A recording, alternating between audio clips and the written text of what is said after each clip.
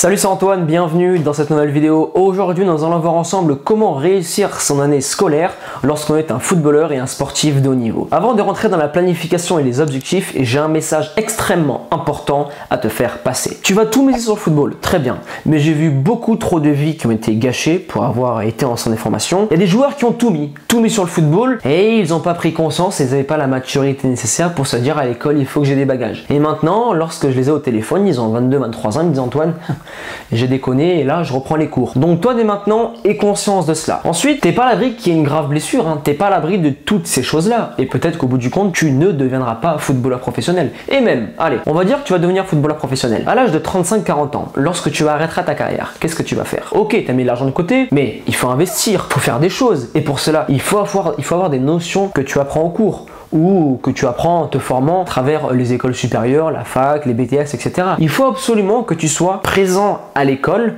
comme dans le football. Et attention, il faut absolument aussi tout faire en œuvre, tout mettre en œuvre pour rester dans le foot. Mais à côté, il faut avoir ce bagage qui est extrêmement important. Tant que tu n'as pas 50 à 100 matchs en Ligue 1 confirmés au Ligue 2, l'école, c'est très important et il faut que tu continues. Rentrons dans le vif du sujet. Premier point, les objectifs. Le brevet, le bac, la fac ou avoir 10, 12, 13, 14 ou bref, avoir la moyenne ou passer dans l'école supérieure. Et maintenant, pour l'atteindre, on va voir ensemble à travers la planification. Deuxième point, la planification. D'ailleurs, en parlant de cela, tous les membres de mes programmes, envoyez-moi un message à travers votre espace membre pour qu'on puisse ensemble planifier votre semaine d'entraînement et aussi parlez-moi un peu de l'école pour que j'arrive à tout vous planifier de la meilleure manière pour que vous soyez le plus productif possible. Dans cette planification, ce qui va être important, ça va être l'école, ça va être les entraînements, ça va être tes devoirs, ça va être ta nutrition, ta récupération et enfin ton temps libre. On commence avec le point numéro 1, ton emploi du temps. L'emploi du temps que tu vas avoir à l'école qui t'a été donné, tout ton planning va dépendre de celui-ci. Donc, je mets mon emploi du temps de l'école et après, je pourrai placer tout le reste par rapport à cela. Deuxième point, tes entraînements en club et tes entraînements perso. Alors, tes entraînements en club, tu vas les caler, ben là, t'as pas le choix vu que tu as les horaires qui sont déjà prévus en club. Donc, tu les mets dans ton emploi du temps juste après les cours. Mais en sortant de cours jusqu'à l'entraînement, tu auras un temps libre. Et c'est durant ce temps libre que tu dois absolument placer tes entraînements perso. Par exemple, voilà, tu sors de l'entraînement à 20h, tu as fini, tu vas pas avoir la foi derrière de faire ton entraînement perso. Tu vas vouloir rentrer, manger et te coucher. Donc, ce que je te recommande, c'est tout ce qui va être musculation, coordination, de la vitesse, tous ces entraînements perso que tu voudras mettre en place, viens une heure, une demi-heure avant l'entraînement et fais-le là-bas avant d'entamer ton entraînement. C'est vraiment un conseil que je te recommande pour être beaucoup plus productif. Ensuite, en termes de devoirs.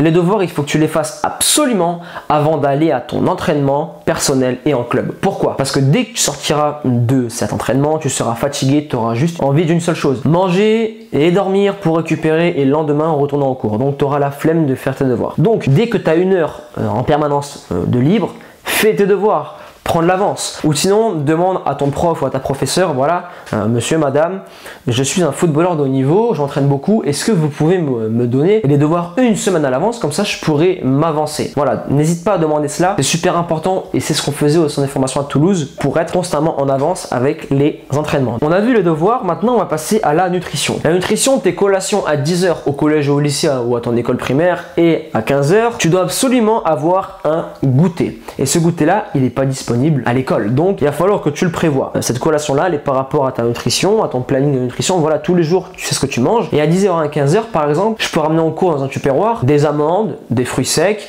avec des fruits. Ou sinon, je peux ramener aussi mon shaker de protéines si tu prends des compléments alimentaires. Ou tu peux amener des pancakes protéinés faits à l'avance. D'ailleurs, dans mon programme nutrition, il y a des super recettes de collation qui sont dedans. Donc, si tu vas aller voir, si tu vas aller jeter un coup d'œil, le lien est dans la description. Il y a plein de choses à prendre en considération et de mettre à l'avance pour que, voilà, tu as la récréation, tu as ta collation, 10h, déjeuner le matin, collation à 10h, je mange à midi 13h, ensuite à 15-16h à la récréation, j'ai encore ma collation, juste avant d'aller m'entraîner en club ou de faire mes devoirs. Bref, il faut que tu sois productif au niveau de la nutrition car ça fait partie de l'hygiène de vie et c'est extrêmement important pour arriver là-haut. Cinquième point, ça va être ta récupération. Récupération, là, bon, il y a la nutrition qui va rentrer en compte, bien sûr, mais au niveau de la récupération, il va y avoir Le sommeil, 8 à 10 heures par nuit. Donc justement, c'est pour ça que je t'ai dit, dès que tu finis ton entraînement en club, tu rentres à la maison, tu manges, tu regardes 2-3 vidéos YouTube et après tu dors pour être en forme le lendemain. Ensuite, tes étirements. Aussi, fais-les avant de dormir. Pendant que tu regardes ta vidéo YouTube, tu fais tes étirements. Ensuite, tu peux mettre les jambes en l'air pendant 5-10 minutes. Ça aussi, juste avant de dormir pour la récupération. Et enfin, tu peux aussi mettre les chaussettes de récupération. Sixième point, tu vas avoir ton temps libre. Alors, le temps libre, c'est extrêmement important. Pourquoi? Parce que tu vas avoir l'école, tu vas avoir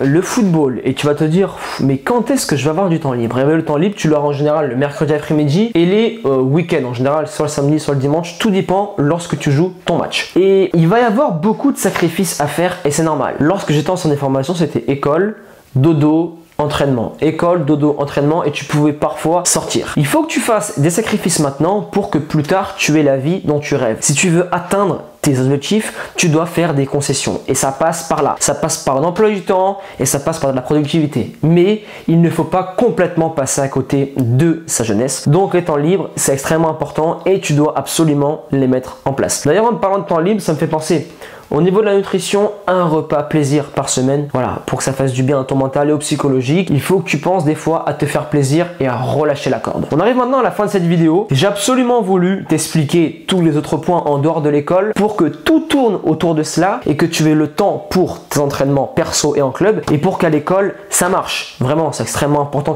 que tu sois bon, enfin pas bon à l'école, mais il faut que tu sois correct dans ce milieu-là, car n'oublie pas, les centres de formation ils vont demander des bulletins scolaires, il y aura des appréciations, il y aura beaucoup de choses à prendre en considération. Et aussi à l'école, voilà, si tu es sérieux, t'as pas forcément de bonnes notes, hein, mais si tu es sérieux, tes parents, voilà, ils vont te lâcher un peu la grappe et tu auras plus de temps libre. Pour récapituler cette vidéo, premier point, on se fixe des objectifs, ça peut être brevet, bac, la fac ou une moyenne, ou passer dans la classe supérieure. Par rapport à cet objectif-là, je mets en place une planification. Ma planification en général va tourner autour de ton emploi du temps à l'école. Voilà, par rapport à ton emploi du temps, tu dois mettre ça, ça et ça en place. Premier point, l'école, emploi du temps. Deuxième point, ton entraînement en club et perso. Troisième point, tes devoirs, toujours à faire avant d'aller à l'entraînement. Quatrième point, nutrition, collation à 10h et à 15h au collège ou au lycée. Et en plus, un repas plaisir par semaine. Cinquième point, ta récupération, nutrition, étirement, les jambes en l'air et les chaussettes de récupération. Et enfin, sixième point, le temps libre. C'est extrêmement important, tu fais beaucoup de sacrifices, mais il ne faut pas complètement passer à côté de sa jeunesse et il faut prendre du temps libre pour aller voir ses copains, sa copine ou pour aller se balader ou pour aller boire un verre avec un ami. Bref, il faut absolument que tu aies du temps libre. On arrive maintenant à la fin de cette vidéo. Dis-moi dans les commentaires si ça a été assez clair, si